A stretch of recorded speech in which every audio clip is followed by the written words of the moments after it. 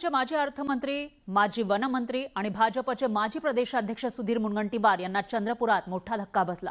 काँग्रेसने मूल आणि बल्लारपूरमध्ये सत्ता काबीज केली। हा पराभव सुधीर मुनगंटीवार यांच्या चांगला जिव्हारी लागलाय।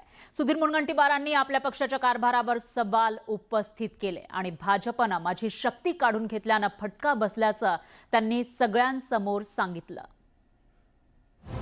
भंडारा गोंदियाला एकही मंत्रीपद मला तर दिलंच नाही, पण कोणालाही मंत्रीपद दिलेलं नाही। आणि ज्या पद्धतीने आम्ही दरवाजे उघडून बाहेरच्यांना प्रवेश देतोय याचा परिणाम हा मतदारांवर नक्कीच होणार आहे।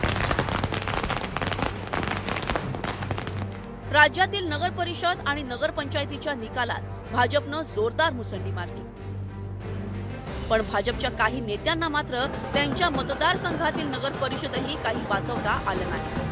यातील सर्वात मोठं महत्त्वाचं नाव आहे अर्थात राज्याचे माजी अर्थमंत्री, माजी वनमंत्री आणि भाजपचे माजी प्रदेशाध्यक्ष सुधीर मुनगंटीवार यांचं। सुधीर भाऊंच्या चंद्रपूर जिल्ह्यात भाजपचा दारुण पराभव झाला। चंद्रपुरात 11 पैकी 8 जागेवर काँग्रेसनं विजय मिळवला, तर भाजपला आणि शिंदेंच्या शिवसेनेला अवघ्या एक जागी समाधान मानावं लागलं, तर एका जागेवर अपक्षाने विजय मिळवलाय। सुधीर मुनगंटीवार यांच्या बल्लारपूरमध्येही काँग्रेसची सरशी झाली।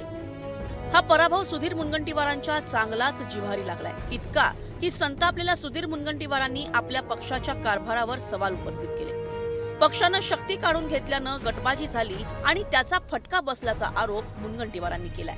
ते एवढ्यावरच थांबले नाहीत, त्यांनी भाजपच्या सद्यस्थितीची तुलना थेट दरवाजे नसलेल्या शनिशिंगणापूरशी करून टाकली। काँग्रेसनी त्यांच्या नेत्याला शक्ती दिली, आमच्या पक्षाने माझी शक्ती कमी केली। या जिल्ह्यामध्ये गडबाजीला पोषक वातावरण निर्माण होईल हे आमच्या पक्षाच्या धोरणात दिसलं आणि त्यातून मग 10 नगरपालिकेमध्ये आता आम्ही झटका हा अनुभवला आहे।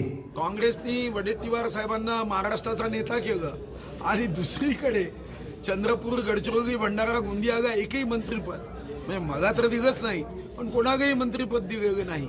आणि ज्या पद्धतीने आम्ही दरवाजे उघडून बाहेरच्यांना प्रवेश देतोय याचा परिणाम हा मतदारांवर नक्कीच होणार आहे। आणि विजय झाला तर माजायचं नाही, पराभव झाला तर गाजायचं नाही।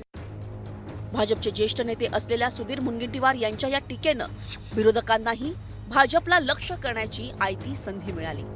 चंद्रपूरला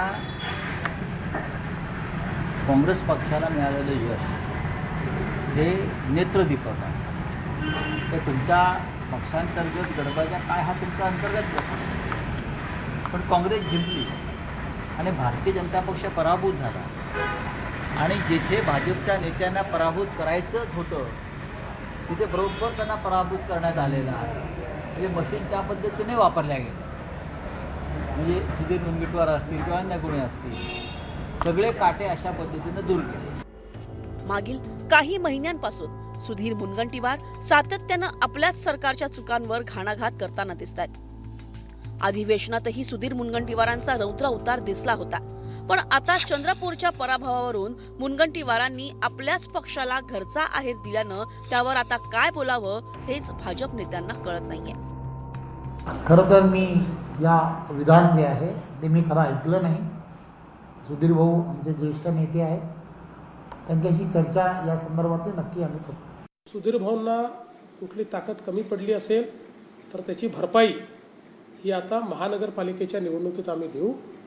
पूर्ण ताकद देऊन चंद्रपूरची महानगरपालिका आम्ही निवडू। नगर परिषद निवडणुकीत भाजपनं बंपर विजय मिळवला, पण या निवडणुकीत भाजपचा चंद्रपूरचा बालेकिल्ला मात्र कोसळलाय। आता सुधीर भाऊ यासाठी मंत्रीपद न मिळाल्याचं कारण सांगतात। त्यामुळे आगामी महापालिका निवडणुकीत याची पुनरावृत्ती टाळण्यासाठी भाजप काही पावलं उचलतं का, की सुधीर मुनगंटीवारांची नाराजी कायम अशीच राहते, हे येणाऱ्या काळातच स्पष्ट होणार आहे। शरद जाधव, न्यूज 18 लोकमत, मुंबई।